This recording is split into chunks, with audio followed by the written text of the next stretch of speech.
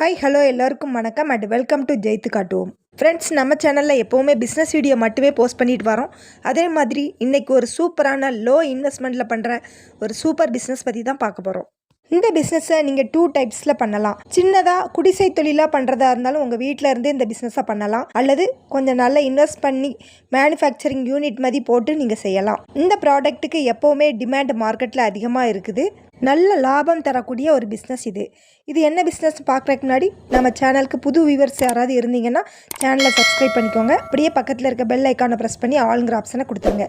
Okay, நம்ம வீடியோக்குள்ளே போயிடலாம். இது என்ன பிஸ்னஸ்ன்னு பார்த்தீங்கன்னா டூட்டி ஃப்ரூட்டி பிஸ்னஸ். இந்த பிஸ்னஸை நீங்கள் உங்கள் வீட்டு கிச்சனில் இருந்தே சிம்பிளாக செஞ்சு நீங்கள் பிஸ்னஸ் பண்ணலாம். டூட்டி ஃப்ரூட்டின்னா எல்லாருக்குமே தெரியும்.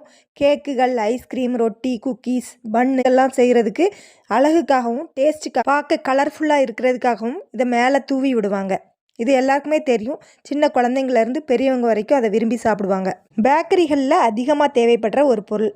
கேக்குகள்லாம் இப்போ நிறைய பேர் செய்ய ஆரம்பிச்சிட்டாங்க. வீட்டிலே ஹோம்மேடாக நிறைய கேக் ஆர்டர் எடுத்து செஞ்சு கொடுக்குறாங்க. அதனால் இந்த டூட்டி ஃப்ரூட்டிக்கு மார்க்கெட்டில் எப்போவுமே டிமாண்ட் அதிகமாகவே இருக்குது.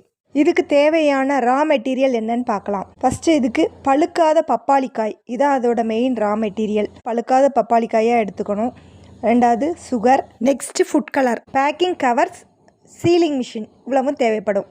அடுத்து இதோட ப்ராசஸ் பற்றி பார்ப்போம். பழுக்காத பப்பாயா வாங்கி அதை நல்லா வாஷ் பண்ணி க்ளீன் பண்ணிக்கணும். அதோட ஸ்கின்னை நல்லா பீல் பண்ணிவிட்டு குட்டி குட்டியாக க்யூபாக அதை கட் பண்ணிக்கணும். கட் பண்ண அந்த பப்பாயா துண்டுகளை ஒரு 10 நிமிஷம் வேக வைக்கணும்.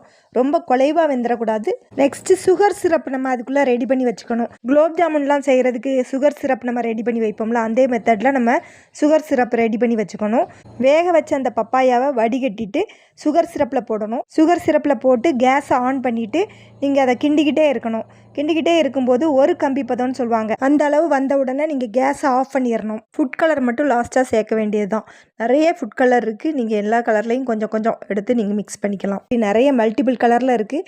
கொஞ்சம் கொஞ்சம் நீங்கள் ஒவ்வொரு இதுலேயும் சேர்த்துட்டீங்க அப்படின்னா மிக்ஸ் ஆயிரும்.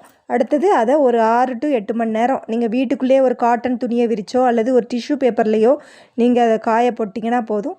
டூட்டி ஃப்ரூட்டி ரெடி ஆயிரும். இதில் நான் உங்களுக்கு அளவுகள்லாம் சொல்லலை, ஏன்னா அளவுகள்லாம் கரெக்டாக ரேஷியோவில் நீங்கள் செய்யணும் அப்படின்னா யூடியூப்லேயே நிறைய வீடியோஸ் இருக்குது. நீங்கள் பார்த்து அதன்படி நீங்கள் செஞ்சுக்கலாம். இதில் பப்பாயாவை கட் பண்ணுறதுக்கு மிஷின்லாம் மார்க்கெட்டில் அவைலபிளாக இருக்குது. இதில் நீங்கள் பெரிய அளவில் மேனுஃபேக்சரிங் யூனிட் போட்டு செய்கிறீங்க அப்படின்னா அதுக்கு தேவைப்படுற எல்லா மிஷினுமே இந்தியா மார்ட் வெப்சைட்டில் போய் நீங்கள் பார்த்தீங்கன்னா அங்கே அவைலபிளாக இருக்குது. பீலிங் பண்ணுறதுலேருந்து கட்டிங் பண்ணுறது, அதை உலர்த்துறதுக்குள்ள மிஷின், சுகர் சிரப் மிக்ஸ் பண்ணுற எல்லா மிஷினுமே அங்கே கிடைக்கிது. நீங்கள் போய் சர்ச் பண்ணி பார்த்துக்கோங்க, வேரியஸ் ப்ரைஸில் கிடைக்கிது. நெக்ஸ்ட் இந்த பிஸ்னஸ் பண்ணுறதுக்கு என்னென்ன லைசன்ஸ் எடுக்கணும்னு பார்த்தீங்கன்னா, இது ஒரு ஃபுட் ப்ராடக்ட்டுங்கிறனால FSSAI இந்த லைசன்ஸ் கண்டிப்பாக எடுக்கணும். அடுத்தது GST எடுக்கணும். நெக்ஸ்ட்டு MSMEயில் ரிஜிஸ்ட்ரேஷன் பண்ணியிருக்கணும். இதோட ப்ராஃபிட் பற்றி பார்ப்போம். பப்பாயாவை பொறுத்த வரைக்கும் எல்லா இடத்துலையும் மலிவாகவே கிடைக்கும். ஏன்னா ரொம்ப காஸ்ட்லியான பழம்லாம் கிடையாது. அதனால சீப்பாகவே கிடைக்கும். 1 கிலோ 20-25 ரூபாய்க்கே ஹோல்சேல் ப்ரைஸில் உங்களுக்கு கிடைக்கும். அதே மாதிரி சுகரும் அதே மாதிரி தான். ஹோல்சேலாக வாங்கும்போது உங்களுக்கு 30 ரூபாய்க்கே கிடைக்கும். அடுத்தது ஃபுட் கலர், அது கொஞ்சம் போல் ஒரு பிஞ்ச் அளவு தான் நம்ம யூஸ் பண்ணுவோம். நெக்ஸ்ட்டு பேக்கிங் கவர், அது ஒரு 5 ரூபா. மொத்தத்தில் உங்களுக்கு 60 ரூபா தான் செலவாகும் 1 கிலோவுக்கு. இதை மாதிரி ப்ராசஸ் பண்ணி டூட்டி ஃப்ரூட்டியாக கன்வெர்ட் பண்ணி நீங்கள் சேல் பண்ணும்போது 1 கிலோ 200லேருந்து 250 ரூபா வரைக்கும் நீங்கள் சேல் பண்ணலாம். அப்போ செலவு போக உங்களுக்கு 1 கிலோவில் ப்ராஃபிட் 150 ரூபா கிடைக்கும்.